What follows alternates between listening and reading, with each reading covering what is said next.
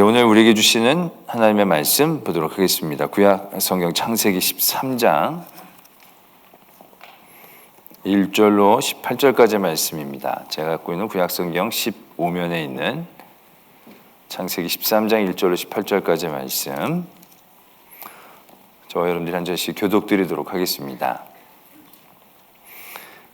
아브라함이 애굽에서 그와 그의 아내와 모든 소유와 롯과 함께 네겝으로 올라가니 그가 네겝에서부터 길을 떠나 베델에 이르며 베델과 아이 사이 곧 전에 장막 쳤던 곳에 이르니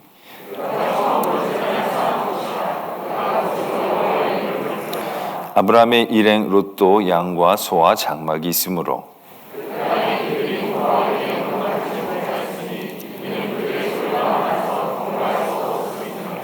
그러므로 아브라함의 가축의 목자와 롯의 가축의 목자가 서로 다투고 또 가나안 사람과 브리스 사람도 그 땅에 거주하였는지라.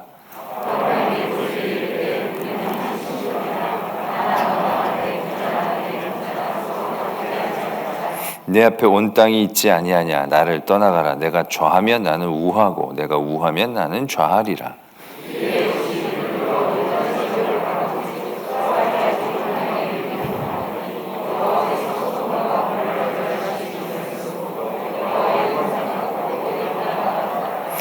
그러므로 롯이 요단 온 지역을 택하고 동으로 옮기니 그들이 서로 떠난지라.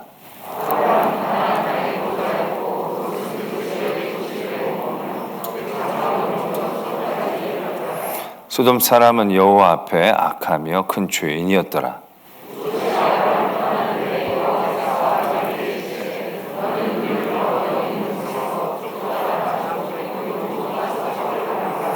보이는 땅을 내가 너와 내 자손에게 주리니 영원히 이르리라.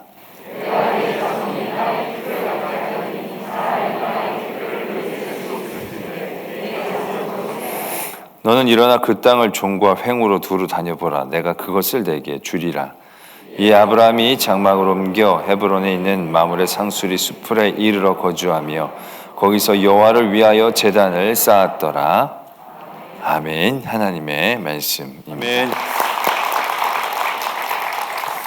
네, 귀한 찬양 감사를 드립니다. 말씀을 위해 기도드리겠습니다.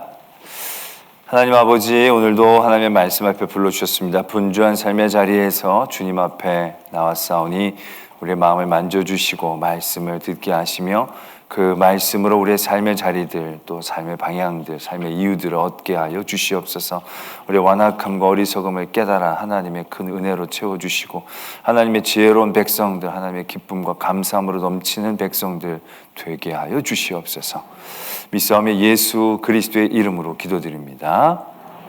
아멘. 창세기 12장에서 하나님께서는 아브라함이라는 한 인간을 택하시고 그를 부르십니다.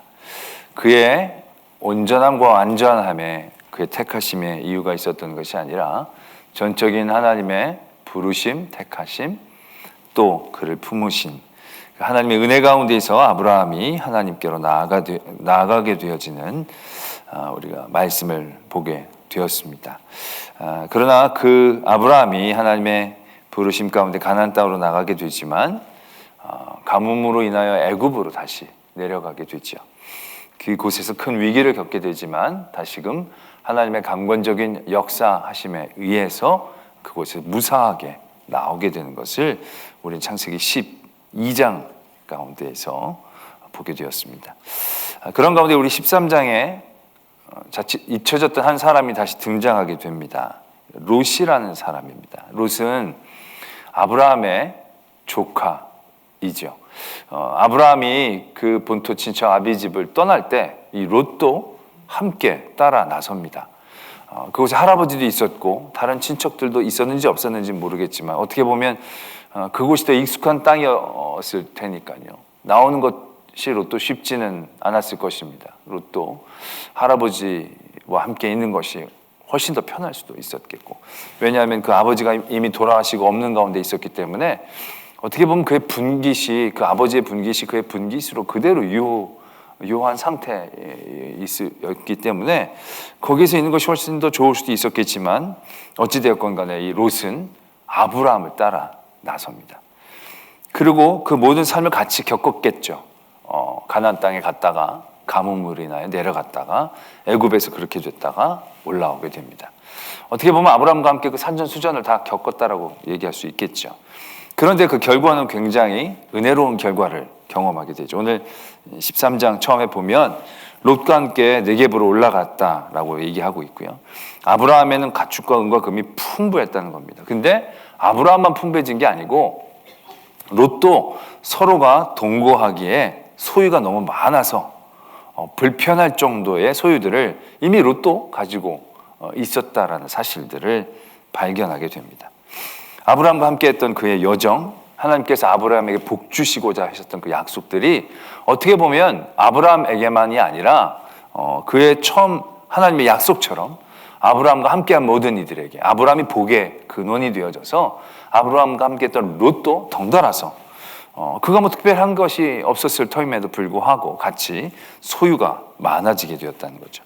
굉장히 많아지게 되어져서 함께 지내는 것이 불편할 정도가 되었다라는 것입니다.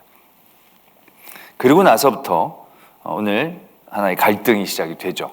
롯의 하인들과 아브라함의 하인들이 부딪히게 됐고 아브라함이 그 소식을 듣고 서로 분리하자라는 제안을 하게 되면서 분리가 되어지는 것을 보게 됩니다. 우리는 이 부분에서 이제 롯을 안타깝게 여기게 되죠. 같이 있는 것이 굉장히 불편해졌기 때문에 서로 따로 떨어져서 사는 것이 훨씬 좋은 것처럼 보여지는 상황이었을 것입니다. 그러나 그때 롯이 떨어지지 않고 그냥 끝까지 같이 있었더라면, 좀 불편하더라도 같이 지내자라고 했더라면 훨씬 더 좋았을 터인데 여기에서 롯의 운명이 이제 갈라지게 되죠. 하나님이 약속하신 복의 근원이 되어진 아브라함과 함께하는 것이 아니라 그에게 이미 어느 넉넉한 어떤 재산이 있기 때문에 그도 충분히 독립할 수 있을 거라고 생각을 했었고 그는 이제부터 아브라함과 다른 삶의 자리로 나가게 되는 것을 보게 됩니다. 그러면서 말씀이 이렇게 적혀져 있죠. 롯은 그 지역의 도시들에 머무르며 그 장막에 옮겨 소돔까지 이르렀더니 소돔은 여호와 앞에서 악하고 큰 죄인이었다. 이제 이런 말씀을 우리가 보면서 이게 무엇을 예고하는지 너무 잘 알고 있기 때문에 많이 안타까운 마음들을 갖게 되죠. 그러면서 그때 참 선택을 잘했으면 좋았을 터인데 라는 마음들을 가지게 됩니다. 그러나 이 말씀을 우리가 조금 더 이렇게 살펴보면 이것은 어떻게 보면 롯에 대한 선택에 대한 문제라기보다는 롯이 아브라함이 갖고 있는 하나님의 사람의 특성 가운데에 롯이 보이게 되는 반응이다라고 말씀을 드릴 수가 있을 것 같습니다. 왜냐하면 저는 이 말씀을 듣고 그런 생각을 해봤습니다. 물론 소유가 많고 동거하기에 너무 불편할다 할지라도 솔직히 그때 무슨 땅이 정해져 있었던 것도 아니고 내 필지가 이렇게 딱 정해져서 여기로 나가면 안 되는 것도 아니고 그냥 유목이라는 것이 그냥 돌아다니면서 먹이면 되는 거니까 서로 방향만 달리해서 그냥 가서 먹고 다시 모이면 문제가 없을 것 같거든요. 왜냐하면 둘만 사는 게 아니라 다른 나라 사람들도 거기 민족도 살고 있었으니까 굳이 둘이 불편했던 것, 땅이 좁아서 뭐 아침마다 화장실에 한 개라 가지고 뭐 수십 명씩 줄 서고 뭐 그런 구조가 아닌데 그게 많아서 불편한 구조가 어떤 구조일까? 이런 생각들을 해보게 되는 것이죠. 또 그 당시는 어떻게 보면 이 족장 시대, 부족의 어떤 시대였기 때문에 같은 민족, 같은 가족들은 늘 모여 있었거든요. 같이 모여 있다는 것은 굉장히 중요한 의미입니다. 왜냐하면 그건 안보 공동체이거든요. 아브라함 혼자만 있는 게 아니라 롯도 함께 있다는 것 자체는 서로가 서로에게 가장 강력한 울타리가 되어질 수 있는 구조입니다. 서로 침략이 많았던 그러한 그 시대 가운데에서 같이 있다는 것은 굉장한 힘입니다. 그러니까는 보면 야곱도 보면 자기 12 같이 있잖아요. 뭐 아들이 많다고 뭐 분가시키고 그런 게 솔직히 없잖아요. 웬만하면 같이 모여서 공동체를 이루려고. 그건 뭐 3가 정도 아니고 4가 정도 아니고 아브라함 자녀도 없죠. 롯도 딸 2밖에 없죠. 뭐 그러니까 단촐한 가족들인데 그 단촐한 가정들이 나눠진다는 게 어떻게 보면 더 손해가 되지 않겠나라는 생각들을 해보게 되는 거죠. 자기 둘만 사이가 좋으면, 아브라함과 롯만 사이가 좋으면, 아니 하인들이야 잘 타일고 그냥 넌 이쪽 가고 넌 저쪽 가서 풀 매겨라 그러면 되는 건데, 이러한 갈등들이 있게 되어지는 것은 무엇을 의미하는가라는 생각들을 해보게 됩니다. 저는 그러면서 이제 이렇게 되어지죠. 보면 아브라함이 그런 갈등을 듣고 나서 이렇게 얘기합니다. 서로 다투지 말자. 이제 땅이 많이 있지 않느냐? 나를 네가 떠나가라. 네가 좌하면 내가 우하고 네가 우하면 내가 좌하겠다. 이건 어떻게 보면 아브라함과 롯의 갈등이라고 얘기할 수 있지 않겠나라는 생각들을 해보게 됩니다. 이 롯이 아브라함의 삶의 방식과 아브라함의 여러 가지 생활의 모습들 가운데 뭔가 불편함을 그 스스로가 느끼고 있지 않았을까. 왜냐하면 여기서도 보면 땅을 나누자라고 했을 때 이쪽에 막 좋은 땅이 이쪽에 보이잖아요. 좋은 땅이 보이면 그쪽에 다 가면 되는 건데 왜 거기 안 가고 있느냐는 거죠. 그러니까 롯은 되게 답답할 수도 있었다는 거죠. 저기로 갑시다 우리. 저기 저 에덴 동산 같은 데인데 저기로 가면 되지 않습니까? 그런데 아브라함은 그가 어떻게 지금 행동한 것입니까? 그가 애굽으로 내려갔다가 올라오면서 어디로 가느냐 하면 처음 제단을 쌓은 그곳에 장막을 마련합니다. 그가 가나안 땅으로 처음 올라가서 거기 갔더니 사람이 많이 살고 있었던 거죠. 그러니까 약간 낙심을 한 거죠. 근데 그때 하나님이 나타나셔서 이 땅을 네 자손에게 주겠다 말씀해 주시죠. 그래서 거기서 제단을 쌓습니다. 그리고 거기서 여호와의 이름을 부릅니다. 그러다 기근으로 이제 내려갔다가 다시금 이 애굽에서의 사건들을 겪고 나서 이제 올라올 때 다시 그 제단을 쌓은 곳으로 올라옵니다. 그 하나님을 만났던 그곳, 하나님께 제사를 드렸던 곳, 하나님이 나를 만나 주셨던 그곳이 대단히 부유하고 풍족하고 좋은 그런 땅, 그런 조건이 아니라 아브라함이 그곳에 올라온 이유는 어떻게 보면 이 제단에 있었다라고 얘기해도 과언이 아닐 것입니다. 하나님이 나에게 약속한 그곳으로 온 거죠.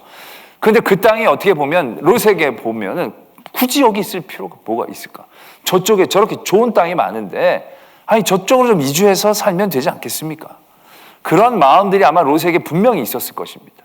그래서 이 구조들은 서로 많아져서 나눠지는 것이 아니라 롯이 아브라함을 떠나가는 구조입니다. 그랬을 때 아브라함이 그럼 너 떠나가봐라. 이게 너 먼저 선택권을 줄게 라는 인식으로도 받아들일 수 있지만 그것보다는 지금 아브라함이 거기에 있는 그래서 하나님의 제단 앞에서 하나님과 함께 살려고 하고 하나님의 어떤 약속을 기다리는 그런 모든 삶의 방식들이 롯에게 이제 너무 답답한 거죠. 이게 움직이면서 더 많이 우리가 이걸 더 많이 불릴 수도 있고 또 좋은 땅으로 갈 수도 있는데 굳이 여기서 이렇게 우리가 아웅다웅 이게 뭐냐. 그런 가운데서 그럼 네가 가고 싶은 땅 네가 바라보는 그 계획 그것으로 가든지 라고 얘기하고 있는 것으로 바라볼 수 있다는 거죠. 그때 롯은 자기가 이미 마음속에 품고 있었던 땅이 있는 거죠. 우리가 저쪽으로 갔으면 좋았을 것 같은데 저기 삼촌 우리 저쪽으로 갑시다. 아마 수없이 그런 제안들을 했을 수도 있을 것입니다. 그 땅을 보게 된 거죠. 그 선택의 여지가 없이 고민의 여지가 없이 그래 이제 넌 그러면 나를 떠나 독립해라. 내 삶의 방식 내 마음이 맞지 않으니까 넌 이제 네가 원하는 대로 독립해라 라고 제안을 하는 것이죠.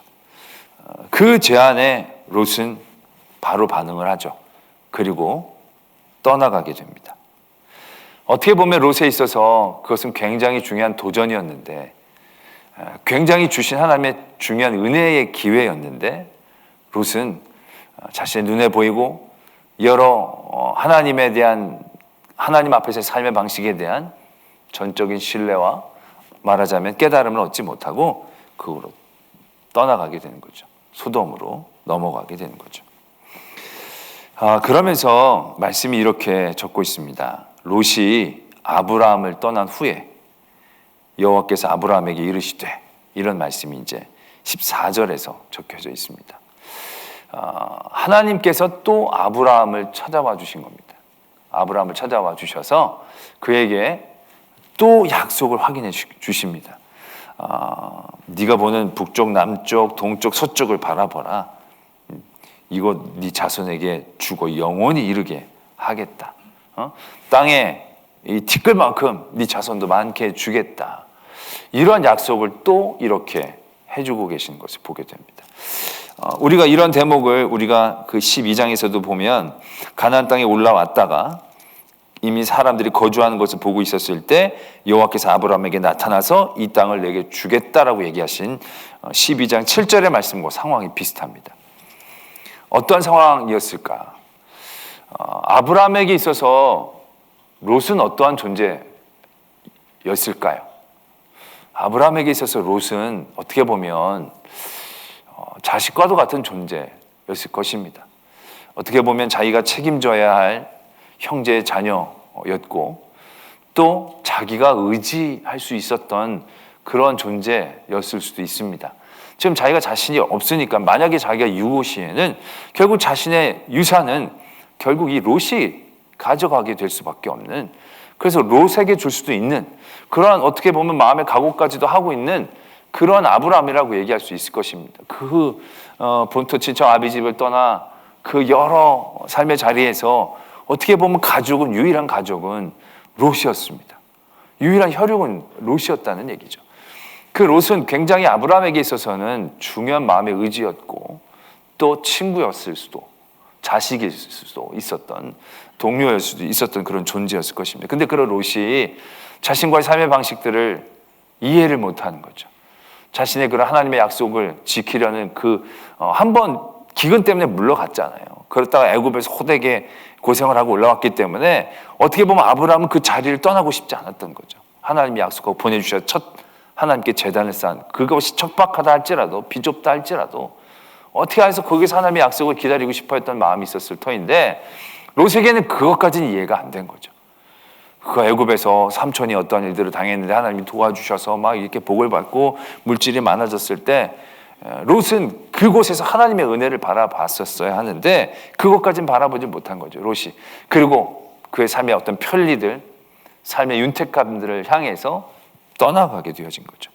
그런 롯이 떠나간 다음에 아브라함의 마음은 굉장히 상심되어질 수 있었을 것이다 라는 생각들을 해보게 됩니다. 이제 자기와 사례 둘밖에 안 남은 겁니다. 가족이 아무도 없는 겁니다. 아직 이때는 자녀가 있지 않았고 언제 자녀가 생길지 알 수도 없고 약속만을 붙잡고 있는 그 시기, 그러한 롯과 함께 같이, 거기 롯은 딸 둘이라도 있으니까 그 조카의 자녀라도 있으니까 뭔가 이런 관계가 있었을 터인데 그들마저 나를 떠나가고 났었을 때 아브라함에게는 굉장히 많은 외로움들이 밀려들지 않았을까라는 생각들을 해보게 된다는 것이죠. 그때에 하나님이 또 아브라함을 만나 주신 거죠. 아브라함을 찾아가 주신 겁니다. 그리고 그에게 다시금 용기를 북돋아 주시는 겁니다. 내가 이 티끌만큼 네 자손을 많게 해주겠다. 이 네가 보이는 모든 땅들, 네가 종으로 횡으로 다니는 모든 땅들을 너에게 주겠다 라고 아브라함을 만나 주시고 다시금 북돋아 주시는 그러한 장면들을 오늘 우리가 바라보게 되죠. 그러고 났을 때에 아브라함이 장막을 옮기죠. 이제야 장막을 옮깁니다. 왜? 하나님이 자기를 찾아와 주셔서 약속해 주시고 종으로 횡으로 다녀보라고 얘기해 주셨으니까 그때 또 장막을 옮기죠. 그때 장막을 옮겨 떠나가게 되어지면서 그곳에 또 제단을 쌓습니다. 그리고 여호와를 부르짖는 그러한 말씀이 이 13장의 말씀으로 적혀져 있는 것을 보게 됩니다. 그러면서 이 14장까지 일어나는 모든 삶의 자리에서 우리는 믿음의 사람들이 겪게 되어지는 한 가지의 모습들을 보게 됩니다. 그것은 어떻게 보면 외로움이라고 말씀을 드릴 수가 있을 것 같습니다. 어떻게 보면 아브라함은 하나님의 큰 약속의 자녀를 받기 전까지 철저히 외로움의 훈련을 받았지 않나라는 생각들을 해보게 됩니다. 그가 의지할 그 어떤 대상도 사람도 그 주위에서 만나기가 쉽지 않았다라는 거죠. 그렇기 때문에 이 아브라함은 그 모든 삶의 자리에서 하나님을 더욱더 만나고 하나님을 부르짖는 그런 자리들을 만나게 되어지는 것을 보게 되는 거죠. 가나안 땅에 처음에 올라갔을 때에도 주변에 다 대적들만 있는 것 같고 자기 가족밖에 없었을 때 하나님이 그를 만나 주셨고, 거기서 하나님이 자기의 구원자이시다라는 것을 다시금 깨닫게 되었을 때 하나님 앞에 제단을 쌓을 수 있었던 것이고요. 그가 삶의 자리 때문에 애굽으로 내려갔을 때 정말 거기에 누가 자기를 도울 수 있겠습니까? 아무도 자기를 도울 사람이 없는 거죠. 그때 하나님이 강권적으로 역사하여 주셔서 그의 삶의 형편들을 열어주시고 하나님의 약속이 어떻게 이루어지는가의 첫 단추를 보게 해주시는 거죠. 그리고 나서 그가 왔는데 이제 좀 살만해진 거예요. 조카도 있고 조카의 애들도 있고. 그런데 그 안에서 또 믿음의 자리를 지켜내는 것 때문에 롯에게도 어떻게 보면 일종의 버림을 받는다라고 얘기할 수 있는 거죠. 함께 너가 내 덕에 이렇게 된 건데, 충분히 그렇게 생각할 수 있는 자리였지만 그 믿음의 방식 가운데에서 그것을 이해하지 못하는 사람들과의 겪게 되는 여러 가지의 괴리감들, 결국 그것은 믿음의 사람들에게서는 오롯이 외로움으로 나타나게 될 것입니다. 그래서 저는 롯이 아브라함을 떠난 후에 여호와께서 아브라함에게 이르시되, 이 부분이 너무 은혜가 되어진다는 생각들을 하게 됩니다. 롯이 아브라함을 떠난 뒤, 그 롯이 아브라함을 떠났던 상황 가운데 아브라함의 마음이 어떠했을지, 결국 그 마음이 많은 믿음의 사람들이 삶의 자리에서 이 세상을 살아갈 때에 만나게 되는 그 자리일 것입니다. 내가 믿고 의지했던 많은 사람들이 있지만 롯이 아브라함을 떠나간 그때에, 남편이 나를 떠나간 그때에, 아내가 나를 떠나간 그때, 아버지가 나를 떠나간 그때에, 내 자녀가 나를 떠나간 그때, 내 친구가 나를 떠나간 그때에, 믿음의 사람들은요 수없이 많은 그 자리에서 그런 자리들을 만난다는 거죠. 내가 믿음의 자리에서 살려고 애쓰고 힘쓰는 것 때문에 오히려 많은 친구들을 떠나보내게 되는 경우들도 적지 않을 것입니다. 여기서 세상에서 잘 나가다가 예수님 믿고 완전히 거듭나서 열심히 믿게 되어진 분들이 첫 번째로 겪게 되는 게 바로 뭡니까? 옛날 친구들이 다 떨어져 나가는 거죠. 옛날 친구들이 다 떨어져 나가지고 나중에는 뭐 만날 사람이 없어진다는 거예요. 만나도 할 것도 없고, 만나서 그 친구들이랑 맨날 술 먹고 뭐 이런 것만 하는데 내가 가면 불편하고 내가 가도 먹을 수도 없고, 그러다 보니까 다 친구들이 떨어지고 혼자밖에 없다는 거죠. 그러나 그 혼자밖에 없다는 것이 어떻게 보면 우리가 굉장히 믿음의 생활 가운데 방향을 잘 가고 있다는 것에 대한 증거가 되어질 수 있겠죠. 우리가 외롭지 않은 경우들이 많이 있습니다. 내가 너무 만날 사람도 많고 나를 반겨줄 사람도 많고 즐거운 것도 많고 삶이 너무 신나고 재밌어. 필경 그러한 자리들은요 굉장히 잘못된 죄악의 자리가 될 것입니다. 내가 즐거워하는 모든 것들, 내가 외로움을 느끼지 않는 모든 자리, 그 모든 것들은 결국 세상의 즐거움과 세상의 관계 가운데서 이루어지는 것일 것입니다. 그러한 자리에서 우리는요 하나님의 만남의 자리들을 만들어내기가 어려울 것입니다. 우리가 보면 교회 열심히 나오지만 교회 사람 보러 나오는 경우들도 적지 않습니다. 그러나 교회가 하나님의 이름으로 함께 만날 때 그것이 진정한 교회됨이지, 교회 교인들끼리 좋아 지내는 거 이게 중요한 게 아니다라는 거예요. 머리가 없이 몸만 막 다니는 거는 이거는 괴물이지 교회 공동체가 아닌 거죠. 그 안에서 기쁘고 즐겁고, 그래서 교회 안에서 만남 가운데 그러한 막 서로 즐겁고 기쁘고 하는 그런 인간적인 만남은요 반드시 문제를 일으킵니다. 반드시 교회에서 그것 때문에 시험에 들고요, 그것 때문에 자기가 시험에 듭니다. 인간적인 것의 끝은 절대로 좋을 리가 없습니다. 그 모든 것이 하나님의 중심 가운데 관계가 이루어지는 것이어야만 하는 것이고요. 그런 하나님과의 관계 가운데는요 함께 즐겁게 막 하다가도요 하나님과의 만남의 자리를 만나야 되기 때문에 그 자리는 굉장히 외로운 자리를 느끼게 됩니다. 저도 교회 안에 얼마나 많은 사람들이 내가 만나고 그럽니까? 그럼 사람들이 목사님은 외로운 틈이 없겠네요. 그러나 저가 제일 외로운 사람 중에 하나일 겁니다. 그리고 저는 그 외로움을 굉장히 즐깁니다. 왜요? 외롭지 않으면 하나님을 찾지 않더라고요. 의지가 되는 사람 누가 있으면 그 사람 바라보지 하나님 바라보지 않더라고요. 그런 모든 자리 가운데에서 군중성의 고독이라고나 할까요? 결국 그러한 자리들이 믿음의 사람들의 자리이고요. 어떻게 보면 하나님은 아브라함을 그렇게 부르시고 계신다는 거죠. 아브라함을 끊임없이 외롭게 만드십니다. 그래서 이스마엘이라는 아들을 낳지만 약속의 아들이 아니라고, 거의 버리라고 얘기하시죠. 더군다나 나중에 이삭까지 낳았지만 하나님은 그 이삭을 어떻게 하라고 하십니까? 이삭을 자기에게 바치라고 하십니다. 이삭은 자기에게 더 이상 의지하고 자기가 외로움을 덜할 수 있는 그런 존재로 여기지 않게 하신다는 거죠. 철저히 떼어놓고 하나님과 앞에서의 자리에 서게 되어졌을 때 그 다음에 온전한 복을 우리가 누릴 수가 있는 거죠. 그런 온전한 복 가운데 결국 우리가 하나님의 은혜를 나눌 수 있고 전할 수 있는 자리에 있게 되어진다는 것이죠. 14장에서도 보면 결국 롯이 어려움에 처하게 되지만 그 롯을 구할 수 있는 힘은 결국 아브라함이 얻게 되어지잖아요.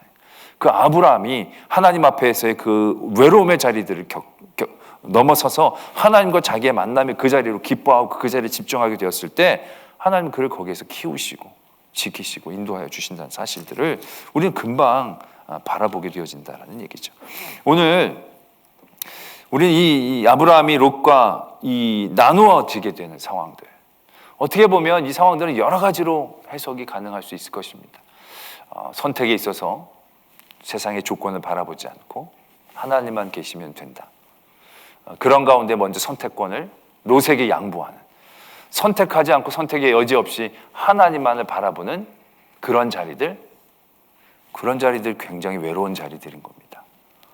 우리가 모든 삶의 자리에서 무엇인가를 선택할 때 선택의 자리들은 늘 외롭거든요. 왜? 오롯이 내가 해야 되는 것들이 대부분이니까.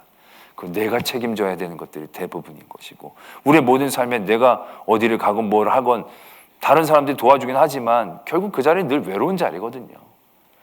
그런데 그런 외로운 자리를 만들어내서 그 자리에서 내가 어떠한 방식들로 생각하고 어떠한 마음의 중심으로 견뎌내는가, 오늘 아브라함을 통해서 우리는 바라보게 되는 거죠. 롯을 떠내보낸다는 것 얼마나 그에게는 가슴 아픈 일이겠습니까만, 그러나 그런 일들 가운데서 그는 오히려 더 하나님 앞에 나아가고 하나님을 만나는 그런 자리들을 얻게 되어지는 것을 오늘 우리는 말씀을 통해서 다시 한번 보게 되어진다는 것이죠. 우리의 삶의 자리에서 우리는 얼마나 외로움의 자리들을 즐겨하고 있습니까? 우리는 뭐 밥도 혼자 먹으면, 근데 요즘은 애들이 뭐 혼술도 혼술이 왜 나오죠 여기서? 혼밥도 하고 뭐 혼자들 개인주의적으로 막 지내되는데, 이거 개인주의는 이게 외로운 자리는 아니에요. 그걸 자기네들이 즐기는 거지. 외로운 자리들은 진짜 그 자리가 괴로운 거거든요. 힘든 거거든요. 나밖에 없다라는 그런 어떠한 그러한 자리인 거거든요. 근데 그러한 자리에서 결국 하나님과의 만남과 하나님과의 깊은 관계들을 얻어나가는 거죠. 그래서 이게 외로움의 자리지만 결국 외로움의 자리는 하나님을 만나는 자리고 부르짖는 자리고, 그런 자리에서 우리는 외로움을 뛰어넘어선 하나님이 주시는 은혜와 복의 시작들을 경험하게 되어진다라는 것입니다. 그래서 우리가 성도들이 이제 이 신앙생활에 대한 말씀을 드릴 때 뭘 열심히 하라고 얘기를 하죠? 신앙생활할 때 목사님들이 뭘 열심히 많이 하라고 그러잖아요. 첫 번째로 뭐예요? 기도잖아요. 기도. 기도라는 자리가 결국은 하나님과 나만 남겨지는 자리를 의미하는 것이잖아요. 그 기도가 하나님과 나와의 대화라고 얘기를 하잖아요. 그러니까 대화자를 간절히 찾을 수 있는 그 기도의 자리라는 것은 나를 외로움으로 만들어가는 자리인 것이에요. 세상의 여러 가지 관계들을 끊어내는 자리인 것이에요. 우리가 기도할 때 생각이 많으면 기도가 잘 안 되잖아요. 집에서도 기도할 때 기도가 잘 안 되는 게, 막 기도하다가도 가스불 보고 가고, 그래서 이거 안 개야지 뭐, 그러면서 외롭지를 않은 거예요. 뭐 할 일이 막 많고 하니까. 그러니까 이게 기도가 집중이 안 되니까 안 되는, 그게 외롭지 않고 번잡스러운 거죠. 그러면 기도가 안 되는 거예요. 기도는 정말 아무것도 할 수 없고 할 게 없고, 그래서 이곳밖에 없는 그런 자리들, 그런 자리들에서 정말 기도가 되어지는 것이거든요. 그래서 어느 시간대에는 기도조차도 나오지 않는, 그래서 그냥 주여라고밖에 얘기되어지지 않는, 결국 그런 자리들이 신앙의 자리에서는 하나님이 찾아오시는 자리이거든요. 하나님을 만나는 자리. 근데 그런 자리들은요, 내가 롯을 다 떠나보내는 그 자리여야 하는 것입니다. 내가 그럼 잘하자, 내가 잘해줄게, 너 더 먹어 어떻게든 붙잡고 있는 게 아니라, 신앙의 자리에서 맞지 않아 떠나는 이들을 떠나보내며 홀로 남겨진 그러한 자리들.